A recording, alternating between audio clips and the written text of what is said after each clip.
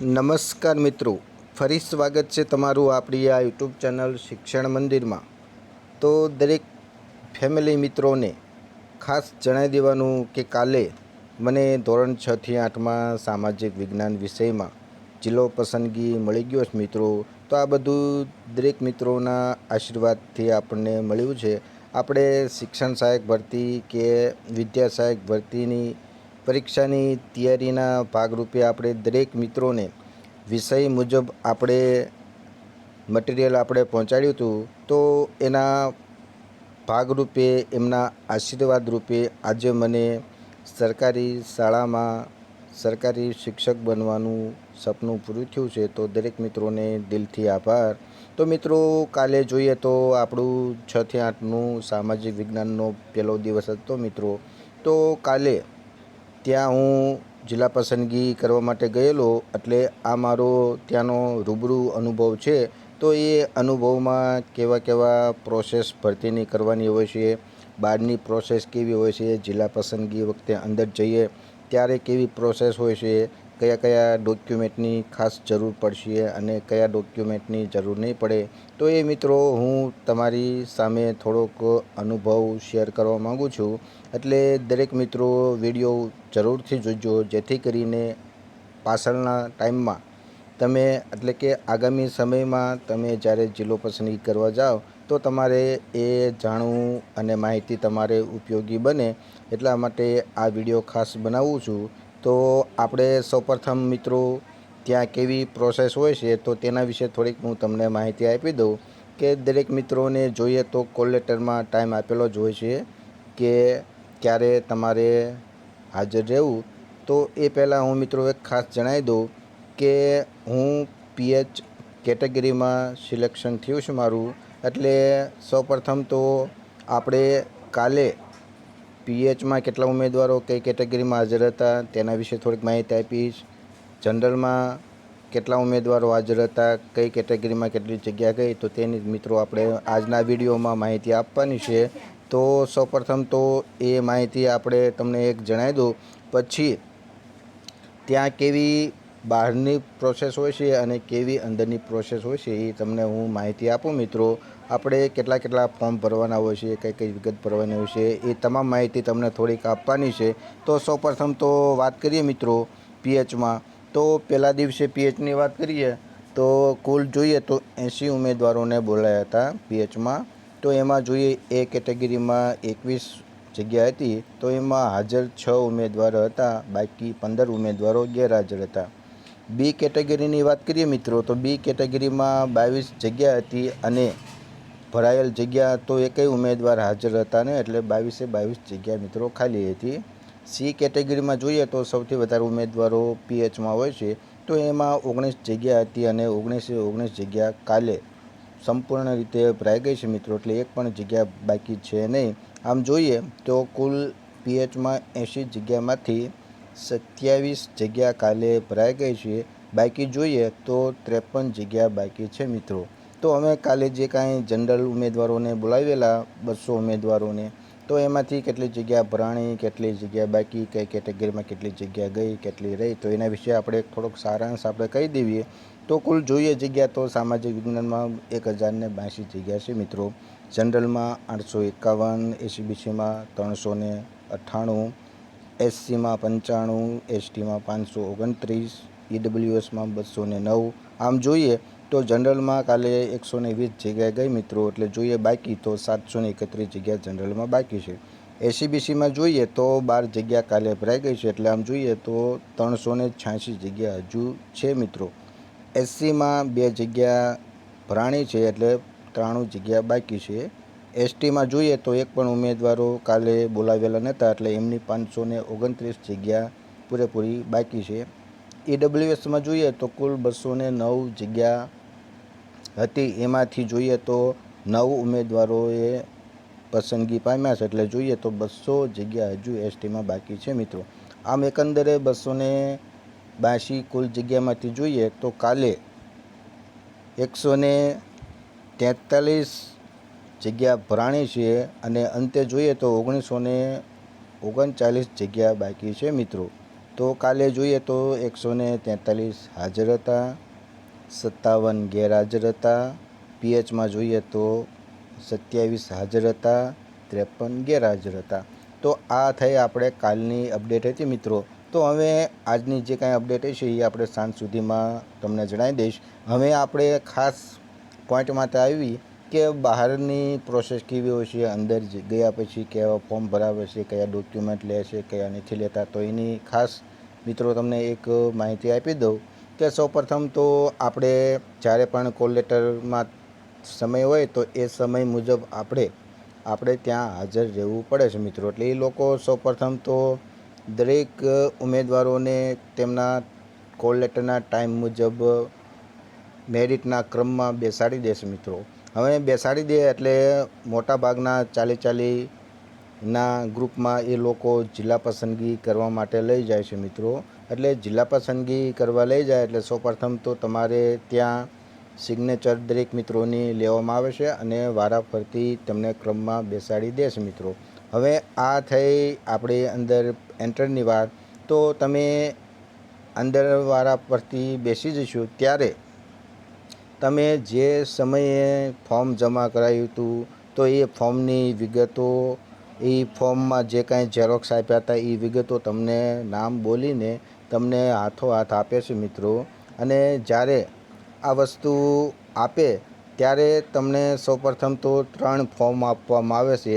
તો એ 3 ફોર્મ તમને વારા ફરતી ભરાવે છે, કઈ કોલમમાં કઈ વિગત ભરવી તો એની તમને એ માહિતી આપે છે.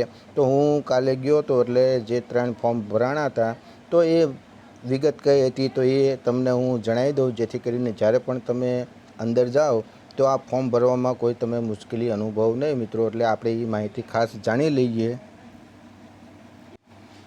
સૌપ્રથમ તો મિત્રો કાલે જે મને ઓર્ડર મળ્યો છે તો તમે જોઈ શકો છો તો આ રીતનો ઓર્ડર આપે છે. જેમાં સૌપ્રથમ ઉપરની વાત કરીએ મિત્રો તો ઉપર આપણે ફોર્મ નંબર આપણે જોવા મળેલો હોય છે. આપણી કેટેગરી અંદર કઈ કેટેગરીમાં તમને મળે છે એ કેટેગરી, તમારું ભરતીનો પ્રકાર હોય, વિષય હોય, તમારું નામ હોય, ફિમેલ કે મેલ એ લખેલું આવે છે. તમારું મેરિટ ક્રમાંક જોઈએ, કઈ જિલ્લા પસંદગી કઈ જિલ્લામાં થઈ છે એ પણ તમને અહીં જોવા મળશે. તમારી તારીખ મળશે જોવા, તમને આગામી સમયમાં ક્યાં જવાનું છે તો એ પણ મળશે. અને એમાં ખાસ કરીને અમે ક્યારે સ્થળ પસંદગી કરવા જવાનું છે તો એ પણ આમાં કહે છે કે તમને આગામી સમય જાણ કરશું મિત્રો. તો આ રીતનું મારું ઓર્ડર હતો મિત્રો. તો હવે આપણે 3 ફોર્મ જોઈએ તો એમાં કઈ કઈ વિગત ભરવાની થાય છે તો મિત્રો ત્યાં જે તમે બેસાડો ત્યારે તમને 3 ફોર્મ આપે છે. એમાંથી એક પ્રથમ ફોર્મ ભરવાનું હોય છે જે લાલ અક્ષરમાં હોય છે. તો એ આ રીતની માહિતી મિત્રો જોવા મળે છે. તો સૌપ્રથમ તો તમારે અહીં વિદ્યા સહાયક લખવાનું આવે છે, અહીં વર્ષ 2024-25માં અહીં તમારું નામ લખવાનું આવે છે, અહીં તમારું પૂરું સરનામું લખવાનું આવે છે, અહીં તમારો મોબાઈલ નંબર લખવાનો આવે છે, અહીં તમારું ફોર્મ નંબર લખવામાં આવે. પછી જોઈએ તો અહીં જનરલ કરી ડેશ કરીને તમારું જે કાંઈ નંબર મેરિટ હોય ત્યાં લખવાનો આવે. તમે અનામતની કેટેગરીમાં તમારું આવતા હોય તો તમે અનામતની કેટેગરીમાં તમારું લખવાનું આવે છે. અહીં તમારું ફરીવાર તમારું નામ લખવામાં આવે છે. આગળ જોઈએ તો અહીં વિદ્યા સહાયક લખવામાં આવે, અહીં પણ વિદ્યા સહાયક લખવું. તમે 1 થી 5માં નથી એટલે અહીં તમારે લીટો મારી દેવાનો આવે છે, અહીંયા ડેશ કરવાનું આવે છે. બાકી માધ્યમમાં જોઈએ તો ગુજરાતી ભરવાનું આવે છે. તો આ રીતની પ્રોસેસ હોય છે. જે આપણે એમ જોઈએ તો આ દરેક મિત્રો માટે એફઆઈઆર બાબતનો કેસ બાબતમાં કોઈ સંડોવાયેલા નથી તો એ બાબતનું આ બાંયધરી લેવામાં આવે છે. જેમાં વાત કરીએ તો સ્થળમાં ગાંધીનગર લખવાનું આવે, તારીખમાં તમે જે તારીખે જિલ્લા પસંદગી કરવા જાઓ છો તે તારીખ લખવાની આવે. બીજું કે અહીં તમારી સિગ્નેચર, અહીં તમારું પૂરું નામ, આ રીતનું પ્રથમ તમારે બાંયધરી પત્ર ભરવામાં આવે છે મિત્રો. તો આ એકવાર જોઈ લેજો જેથી કરીને તમારે ભરવામાં તમને સહેલાઈ પડે મિત્રો. તો હવે આપણે બીજી ફોર્મની વાત કરીએ તો આ એક બીજું ફોર્મ ભરવામાં આવે છે મિત્રો. જેમાં નામમાં તમારું પૂરું નામ લખવાનું આવે, તમારું ફોર્મ નંબર, તમે વિભાગની વાત કરીએ તો 6 થી 8માં માધ્યમમાં ગુજરાતી જનરલ મેરિટ જે તમારો આવતો હોય એ તમે મેરિટ બીજું તમારું જે લાગુ પડતું હોય એસીબીસી તો એ લખવાનું. પીએચ ઉમેદવાર હોય તો એમને એ રીતનું લખવાનું અને તમારું જે કાંઈ મેરિટ થતું હોય તો એ મેરિટ લખવાનું થાય છે મિત્રો. પછી નીચે હું સહી કરનાર એમ કરીને તમારું ફરીથી નામ લખવાનું આવે છે. આ બાબત જોઈએ મિત્રો તો આમ જોઈએ તો જ્યારે આપણે જિલ્લા પસંદગી કોલ લેટરની બધું હોય તો આ રીતની 22/9/2025 એ રીતનું તમારે તમારી ટાઈમ પ્રમાણે તારીખ પ્રમાણે લખવાની હોય છે. અહીં તમને જે કોલ લેટર આપેલો હોય છે તો એ કોલ લેટરમાં કયો ટાઈમ હતો તો એ ટાઈમ તમારે લખવાનો હોય છે. અહીં તમારી જિલ્લા પસંદગીની તારીખ લખવાની હોય છે. જો તમે પીએચ ઉમેદવાર હોય મિત્રો તો આ પીએચ ઉમેદવારો ભરવાનું થાય છે. બાકી તમે તમારી જે કાંઈ કેટેગરી હોય તો એ કેટેગરી અંદર તમારે ઉલ્લેખ કરવાનો થાય છે મિત્રો.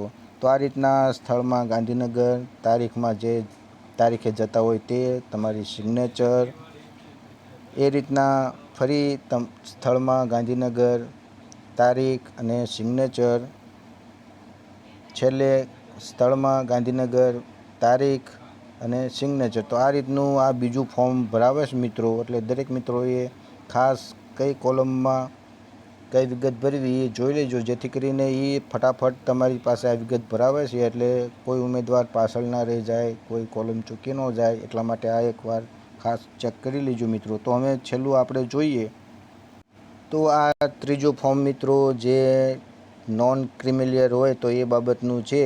એમાં ખાસ કરીને ઈડબ્લ્યુએસ અને એસીબીસીના ઉમેદવારોને જેમણે નોન ક્રિમિલિયર ફોર્મ ભરતી વખતે જે ફોર્મ ભરેલું હોય અને હાલમાં જે ક્રિમિલિયરની 3 વર્ષની વેલિડિટી પૂરી થઈ ગઈ હોય તો એ ઉમેદવારો માટે આ ફોર્મ ભરવાનું છે. એસીબીસી માટે ઈડબ્લ્યુએસનું ફોર્મ એક અલગથી આપે છે. તો આ રીતે એસીબીસીના ઉમેદવારો જોઈ લો. તો સૌપ્રથમ તો તમારે અહીં નીચે સહી કરનાર એમ કરીને તમારું આખું નામ લખવાનું હોય છે, તમારી ઉંમર લખવાની હોય છે, તમારે કેટેગરી જાતિ જે કાંઈ આવતી હોય તો એ જાતિ લખવાની હોય, અભ્યાસ ધંધો તો અભ્યાસનો કરવાનો હોય, અહીં સરનામું તમારે પૂરું લખવાનું હોય છે. પછી તમને જે નોન ક્રિમિલિયર સર્ટી જે ઇસ્યુ કરે છે તો એ અધિકારીનું તમારે નામ લખવાનું હોય છે. બીજું કે હવે નોન ક્રિમિલિયર તમારું જૂનું હોય તો એનો અહીં તમારે નંબર અને વર્ષ લખવાનું હોય ઓબ્લિક કરીને. પછી જે તારીખે તમારે આ ઇસ્યુ થયું છે તો એ તારીખ અહીં લખવાની હોય છે. ક્યારે પૂરું થાય છે તો એ પણ તારીખ અહીં તમારે લખવાની હોય છે. તો આ રીતની ફોર્મ ભરાવે છે મિત્રો. અને છેલ્લે તમારે જિલ્લા પસંદગીની તારીખ, સ્થળ અને તમારે છેલ્લે નીચે સિગ્નેચર કરવાની હોય છે મિત્રો. તો આ થઈ આપણે ડોક્યુમેન્ટ કેટલા ત્યાં ભરવાના થાય છે, કયા ભરવાના થાય છે. તો હવે આપણે એ જાણી લઈએ કે ત્યાં ડોક્યુમેન્ટ વેરિફિકેશન કેવી રીતે કરે છે, કેટલા કાઉન્ટર હોય છે, ત્યાં કયા કાઉન્ટરમાં કયા ડોક્યુમેન્ટ આપણે બતાવવાના હોય છે, ઝેરોક્સ શેટ જોઈએ છે કે નથી જોઈતી. તો એ માહિતી મિત્રો આપણે ખાસ જોઈએ. તો મિત્રો સૌપ્રથમ તો આપણને જ્યારે પણ અંદર એન્ટર કરાવે ને બેસાડે ત્યારે આપણે ફોર્મ જમા કરાવેલું હોય જે તે રિસિવિંગ સેન્ટરમાં તો એ આપણને ફોર્મને જે કાંઈ ઝેરોક્સ આપ્યા હોય તો એની આપણને આખી સેટ આપણે આપે છે. ને એ સેટ પ્રમાણે જોઈએ તો એક ચેકલિસ્ટ પણ આપે છે. અને ચેકલિસ્ટ મુજબ જોઈએ તો ડોક્યુમેન્ટ તમારે 4 પ્રકારે અલગ કરવાના હોય છે. તો પહેલાં તમે કાઉન્ટરમાં જાઓ તો ત્યાં તમારી એલસી, જાતિ, નોન ક્રિમિલિયર, પીએચ હોય તો સલ્ટી પીએચ બાબતનું એ તમારે ત્યાં ચેક કરવાનું હોય છે. અને એ લોકો ત્યાં અંદર બધું લખાણ કરી અને સહી કરી આપે છે. પછી આપણા ડોક્યુમેન્ટને એ સહી કરવાવાળું આપણે ચેકલિસ્ટ એ આપણે બીજા કાઉન્ટર જવાનું હોય છે.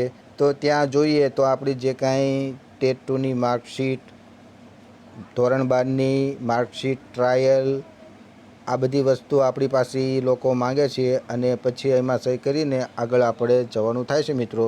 તો ત્રીજા કાઉન્ટરમાં જોઈએ તો આપણે જે કાંઈ બીએડ બાબતનું ટ્રાયલ હોય, સલટી હોય, ડિગ્રી હોય, તો આ તમામ વસ્તુ અસલી ખાસ અસલ આ ડોક્યુમેન્ટ અહીંયા ચેક કરે છે મિત્રો. એટલે ઘણા મિત્રોને આપણે ચેકલિસ્ટમાં જોઈએ તો બીએડ હોય કે પીટીસી હોય તો એનું ડિગ્રી આપણે એમાં આપ્યું નથી, પણ ખરેખર ત્યારે ડોક્યુમેન્ટ વેરિફિકેશનમાં ગાંધીનગરમાં આ પીટીસી કે બીએડનું ડિગ્રી ખાસ માંગે છે મિત્રો. એટલે ત્યાં એ પણ આપણે ડોક્યુમેન્ટ ચેક કરાવવાના હોય છે. અને બીજું કે છેલ્લે આપણે જો એમએ કરેલું હોય તો એની ટ્રાયલ હોય, ડિગ્રી હોય, માર્કશીટ હોય, તો એ બધી આપણે ત્યાં આપવાનું હોય છે મિત્રો. એટલે આમ જોઈએ તો 4 કાઉન્ટર હોય છે. તો પ્રથમમાં આપણે એલસી, જાતિ, નોન ક્રિમિલિયર, પીએચ હોય તો પીએચનું સલટી. બીજામાં આપણે જોઈએ તો બીએડનું માર્કશીટ, ડિગ્રી, ટ્રાયલ, એનસીટી પ્રમાણપત્ર. ત્રીજામાં જોઈએ તો અનુસ્નાતક એટલે બીએ, માર્કશીટ, ડિગ્રી, ટ્રાયલ, આ બધી વસ્તુ જોઈએ છે. અને છેલ્લામાં એમએનું માર્કશીટ, ટ્રાયલ, ડિગ્રી આ બધું ચેક કરે છે મિત્રો. ત્યાં કોઈ ઝેરોક્સની આપણે કાપલી કરીને જવાની જરૂર નથી. આપણે માત્ર તેમણે જ્યારે આપણે ફોર્મ જમા કરાવ્યું હોય રિસીવિંગ સેન્ટરમાં તો એમાં આપણી ઝેરોક્સની કાપલી પણ હોય છે અને આપણે ફોર્મની વિગત પણ હોય છે. તો એ લોકોને માત્ર ને માત્ર એ ફોર્મ વિગત પ્રમાણે તમારા ડોક્યુમેન્ટ મેચિંગ થાય છે કે નહીં એ ચેકિંગ કરવાનું હોય છે મિત્રો. તો અમે આ બધું ચેકિંગ થઈ જાય એટલે વારાફરતી તમને જિલ્લો પસંદગી કરવા અલગ રૂમમાં લઈ જઈશું મિત્રો. ત્યાં તમને ડિસ્પ્લે માટે ડિસ્પ્લે ઉપર આપણે જે રીતના હાલમાં વેબસાઇટમાં ડિસ્પ્લે દેખાય છે તો એવી જ ડિસ્પ્લે આપણે ત્યાં જોવા મળશે. અને એ લોકો તમને કહે છે કે આટલા જિલ્લા છે એ છે એ રીતે આપણને એ લોકો બતાવે છે. તો એમાંથી આપણને પસંદગી કરવાનો મોકો આપે છે મિત્રો. એમાંથી એ લોકો એવું પણ કહે છે કે તમે તમારા મોબાઈલમાં તમારા ફેમિલીને પણ ફોન કરીને પૂછી શકો છો અથવા તમે પણ જાતે ડિસિઝન લઈ શકો છો મિત્રો. તો આપણે જો અનુકૂળ હોય તો આપણે આપણી જાતે નિર્ણય કરવો, અથવા તો આપણે કોઈ કન્ફ્યુઝમાં હોય તો આપણા ફેમિલીને ફોન કરીને પૂછી જવું કે ભાઈ મારે આટલા જિલ્લા છે તો કયો જિલ્લો લેવો.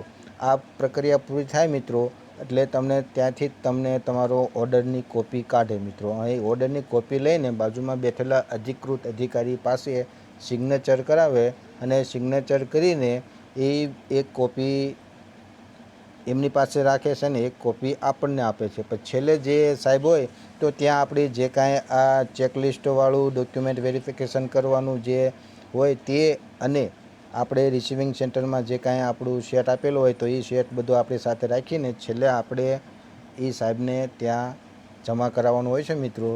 તો આ રીતની તમામ પ્રોસેસ હોય છે. તો આ માહિતી દરેક મિત્રોને મળે ત્યાં જાય તો કેવી રીતે પ્રોસેસ હોય છે મિત્રો. તો આ તમામ માહિતી મળે એટલા માટે આ ખાસ મારો રૂબરૂ ત્યાં જિલ્લા પસંદગીનો અનુભવ હું તમને જણાવું છું. આગામી જે કાંઈ આજની અપડેટ હશે તો તે હું સાંજ સુધીમાં તમને કઈ કેટેગરીમાં કેટલી જગ્યા ગઈ કેટલી બાકી એની માહિતી આપીશ મિત્રો. આગામી સમયમાં પણ જિલ્લા પસંદગીની જે કાંઈ વિષયવાઇઝ ડેટ હશે અપડેટ તો એની હું તમને માહિતી આપતો રહીશ મિત્રો. તો બસ મિત્રો આજના વિડીયોમાં જે કાંઈ આ માહિતી તમારા સુધી મારે પહોંચાડવાની હતી તો એ માહિતી તમને મળે એટલા માટે આ વિડીયો ખાસ બનાવ્યો હતો. આશા રાખું કે આ માહિતી તમને ગાંધીનગરમાં ઉપયોગી થાય. બસ મિત્રો મળીએ હવે નવા વિડીયોમાં નવી જ માહિતી સાથે. જય હિન્દ, જય ભારત મિત્રો.